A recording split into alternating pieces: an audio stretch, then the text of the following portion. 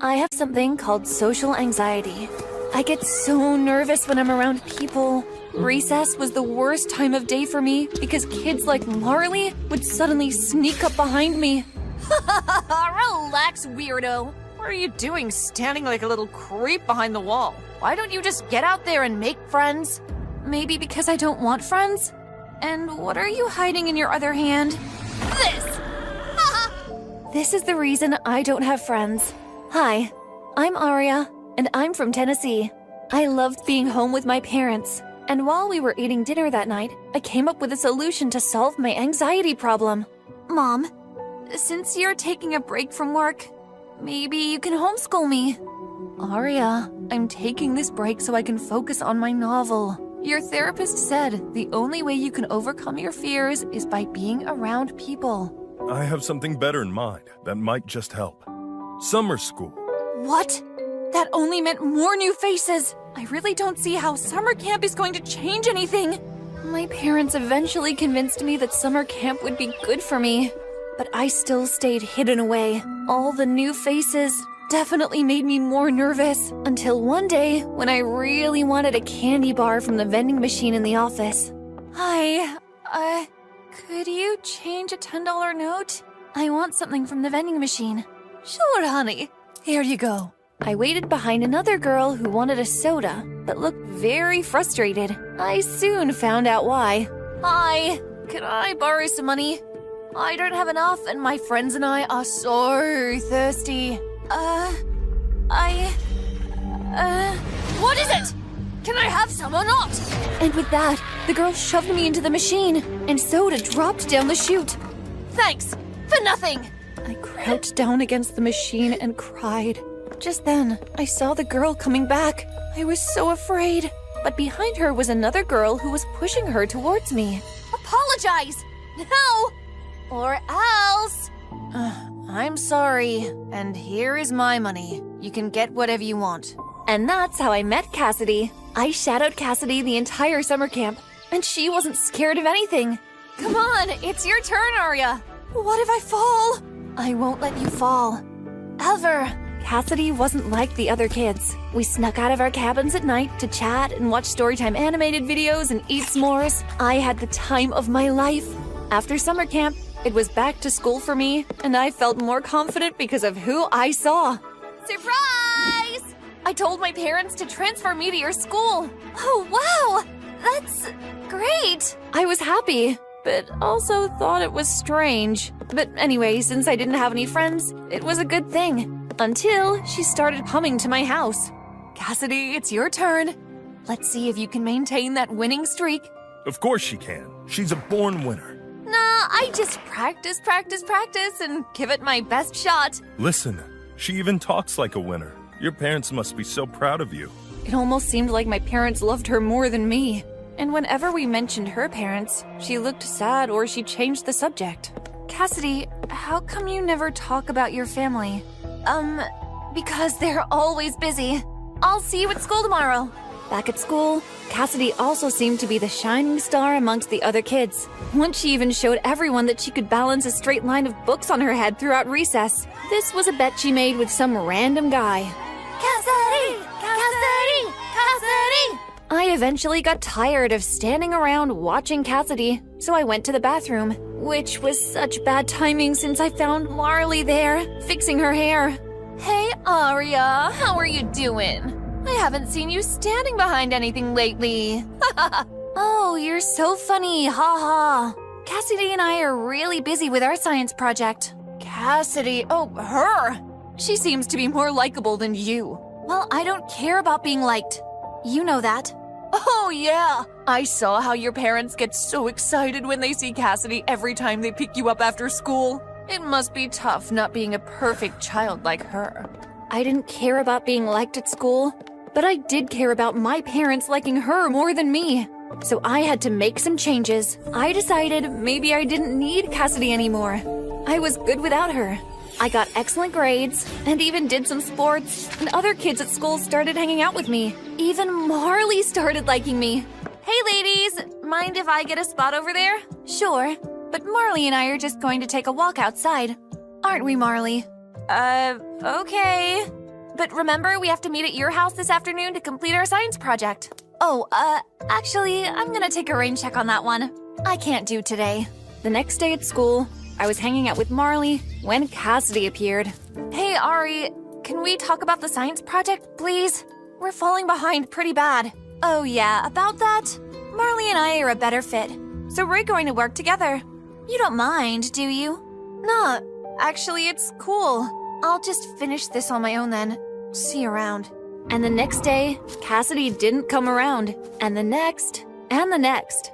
After I dumped Cassidy, Marley turned out to be a terrible science project partner, since she always ditched me when I started talking about the project. Hi, darling. Are you all right? Do you need some help? No thanks, Mom. Marley should be here soon. Marley never came, and Dad decided to step in because we needed to present the next day. Harry, darling, I haven't seen Cassidy in a while, and Mom said that Marley is supposed to be doing this project with you. I hope that you get a good grade and blow everyone's socks off. Thanks, Dad. I hope so too. Oh, and one more thing. Good friends stick with you through good times and the bad times. Just remember that. Dad had a point about true friends, so I needed to test Marley's friendship. Hey, Marley, what happened yesterday? I waited all afternoon. You didn't pitch in, and I couldn't complete the project. We're going to fail. Oh, man, my dad felt so sick, and I needed to stay home and take care of him. Look, I even have a note for the teacher. I felt like a jerk. Her dad was sick, and I was trying to test her. She even had a note to ask for an extension on the deadline for our project. She had to be a true friend, but she was awfully giggly and chatty for someone with a sick dad. And when we presented the project I worked on, Marley kept repeating everything I said and just spoke louder than me. Our project is about vegetative production and cloning plants. Our project is about vegetative production and cloning plants. The teacher eventually got tired of Marley echoing after me and asked us to sit down before I could even finish. What was that about? I was just trying to help since my father is sick and I couldn't help with the project. I wanted to have some input. It's okay. I understand. Next up was Cassidy, and she made a volcano, which looked so cool. She was definitely going to get a high score.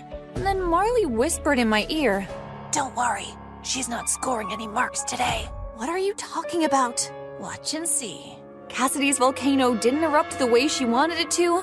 And that's because Marley swapped the bicarbonate soda with sugar. I was so mad at Marley.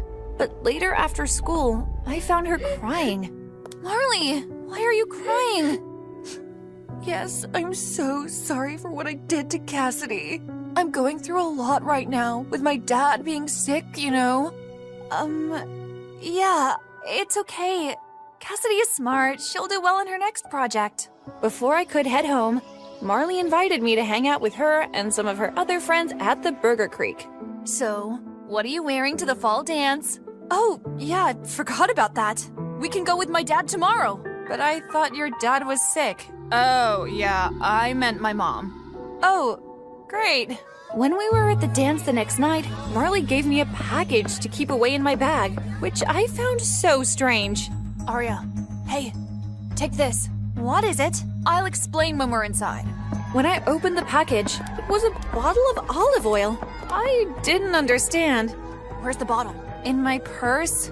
Marley, what's going on? Just pour a little on the dance floor over there. It's where Cassidy is. Marley, no! I refuse to do that! What if someone did that to you? How bad could it be? She will slip, land on her butt, and everyone will laugh. Have a little fun. Just do it. And plus, it's part of the initiation if you want to hang out with the popular crowd. How bad could it be? Pretty bad, it turns out. Cassidy slipped and landed on her arm instead. And then the other kids who tried helping her up also slipped. The dance had to be stopped, and Cassidy was taken in an ambulance to the hospital. As soon as I could, I ran outside the dance hall and found Marley with her dad. He looked completely healthy. Marley, you told me your dad was sick! Well, he's better now. I felt like such a buffoon for listening to Marley. The next day at school, the principal made an announcement at the morning assembly. The senior prom is cancelled.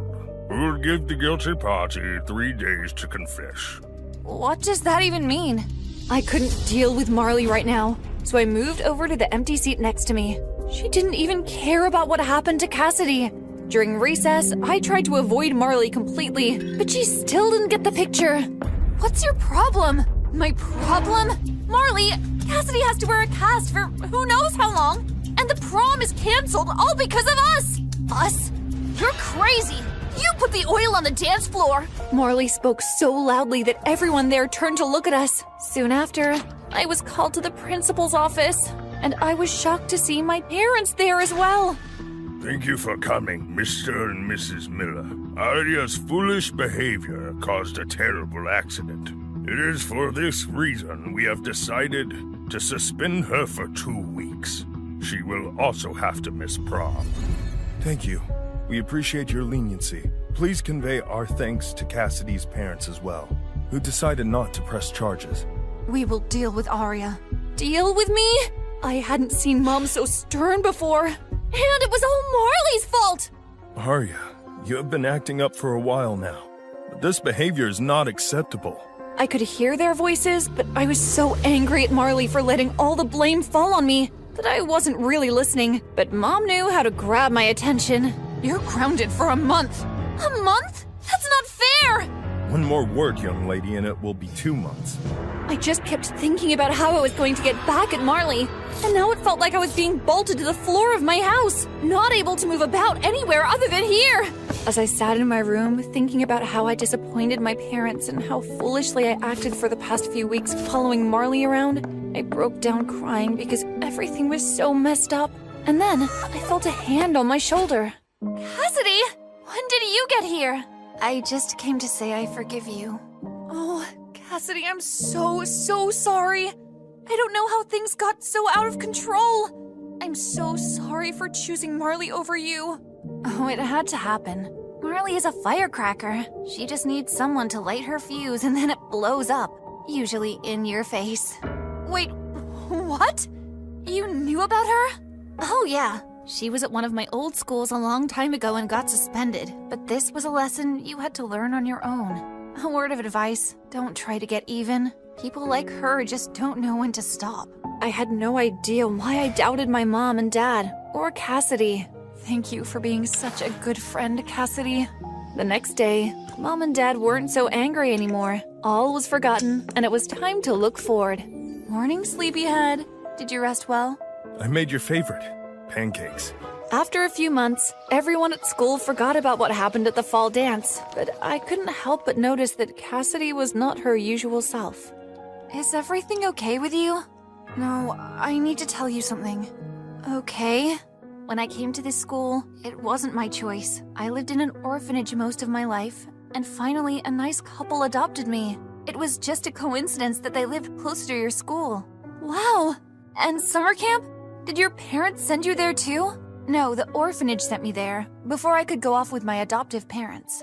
Oh, Cassidy, why did you keep this a secret? Because I just wanted to be a normal kid. But now I have to leave again. The couple that adopted me, they lost their business and they can't afford to take care of me. I was heartbroken when I heard her story, and I felt so bad for even being jealous of her once. A few days before Cassidy could be sent back to the orphanage, I invited her over to my house for supper. Thank you all for having me. It was lovely meeting you. Well, you could stay longer, if you want to. Dad handed a letter to Cassidy, which I already knew what it was, and we all smiled waiting for her reaction. You're adopting me? I immediately hugged her and we both cried. Yes! Welcome home, sister. Hello, my name is Victoria, but you can call me Tori. Please like and subscribe. Growing up, it was just my dad, me, and the farm animals at his ranch. I had no siblings, and my mom worked overseas. Marcelo was my only friend, and together, we got into all kinds of mischief at the ranch. A few days after he left with his dad, guilt was eating me up, and I missed him a lot. So I confessed, and begged Dad to give Mr. Diego his job back. It's too late. I already had someone else. That was the last we ever spoke of Mr. Diego and Marcelo.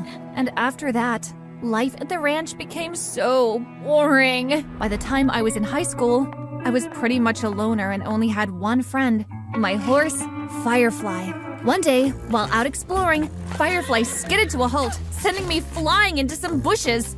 Ow! That's not nice, Firefly! That was fun to watch. Firefly? Since when can you talk? I must have hit my head because now Firefly was laughing. I sat up just as a boy walked towards me. Who are you? I'm the guy who spooked your horse. You should have seen the look on your face as you took a nosedive. Who was this jerk? You're trespassing. This is my dad's ranch. What are you going to do? Tell Daddy? Suit yourself. Keep lurking in the bushes like a creep. I climbed back on Firefly and headed home, not knowing that my life was about to get very interesting. The next day, I walked into class to find Dana, the head cheerleader, with her hand around another girl's throat. I can't believe you kissed my boyfriend. He's not your boyfriend, you psycho. Just then, someone blew a whistle right next to my ear. I turned, ready to shove the whistler away, and imagine my surprise when I saw it was the jerk I'd met at the ranch. What was he doing in my class? Ladies, calm down. There's enough of me to go around. I've got time for you both. The girls both lunged at him and landed blows all over him while he laughed and blew kisses at them. Fight! I grabbed one of the girls and pulled her away. Stop it, both of you! Can't you see he's enjoying it? Hey, Nosedive, don't ruin my fun. You can join in too. I'd rather eat glass. And my name's not Nosedive. It's Tori. I didn't ask. That's enough. Let's all take our seats. Everyone, please welcome Mark, your new classmate. But I see some of you have already met him. Mark sat next to me, much to my annoyance. Throughout the day, he kept stretching his leg and stepping on my feet. I'd kick it away, but he'd kick back harder. Seriously, what was his problem? Just then, my phone rang, and I immediately knew I was in trouble. You all know I don't allow phones ringing in my class. Tori, hand it over. You'll pick it up at the end of the week. But If you protest, I'll take it away for 2 weeks.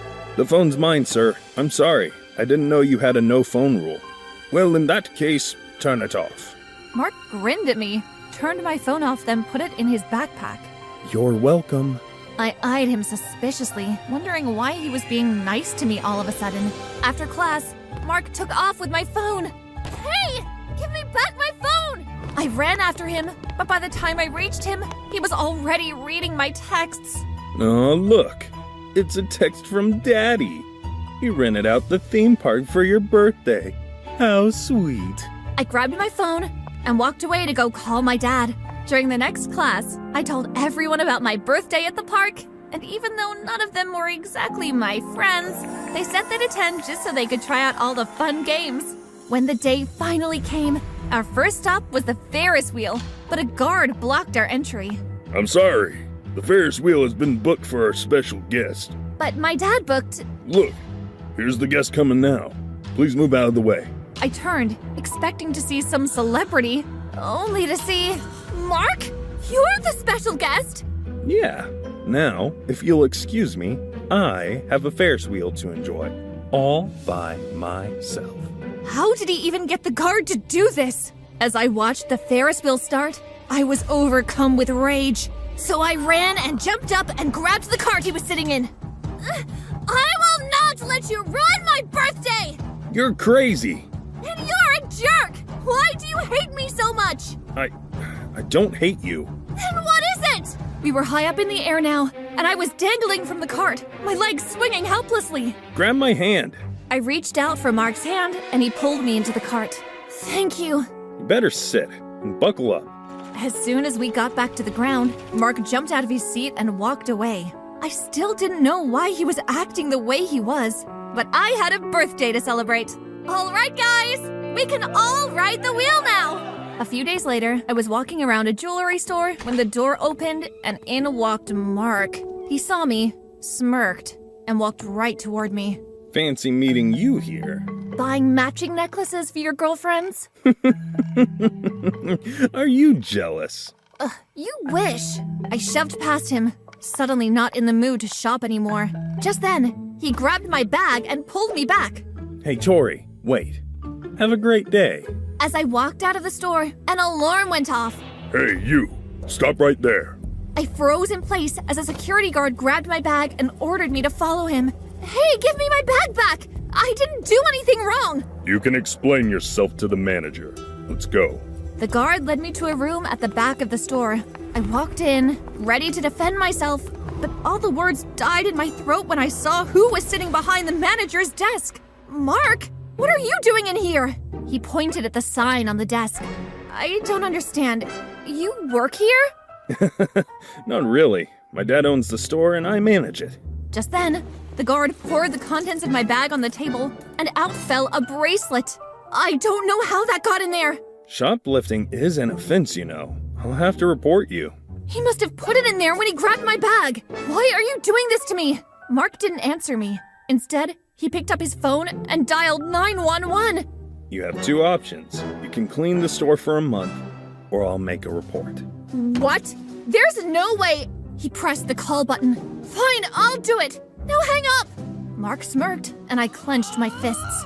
As agreed, I cleaned the store every day after school. One evening, the store was closed and it was just Mark and I inside. I was standing on a stool, busy dusting the shelves, when the lights went off. A few seconds later, there was a loud bang as the front glass window shattered. I jumped off the stool and landed in the bucket of water I'd been using to clean. As I struggled to get up, someone grabbed my arm and I screamed again. Shh, stay down and stop screaming. What's going on? We're being robbed.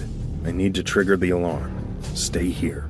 Mark crawled on all fours toward his office, but a masked man grabbed him and dragged him to his feet. Don't move! The bad guy had his back to me, so I grabbed the bucket and hit him on the head with it. His knees buckled and he went down, releasing Mark in the process. Mark, run! We bolted and jumped through the broken window, falling onto the empty street outside. I think you saved my life. You're welcome. Police arrived and arrested the burglar. They recorded our statements, then told us to go home. Come on, I'll drive you home. No thanks. You've saved my life, now I've saved yours. We're even. Now can you leave me alone? As I walked away, Mark grabbed my hand and turned me towards him. How can you not remember me, Tori? I used to be your best friend. I continued to stare at him, still confused. It's me, Marcello. It took a while for me to recover from that bombshell. I stared at Marcello, wide-eyed. What? Surprise. Oh my god! It's really you! I went to hug him, but he pushed me away. Right. He was angry at me. Marcello, I'm so sorry for what I did to you and your dad. I was so afraid and I panicked. I didn't know Dad would fire your dad. Now I understand why you hate me so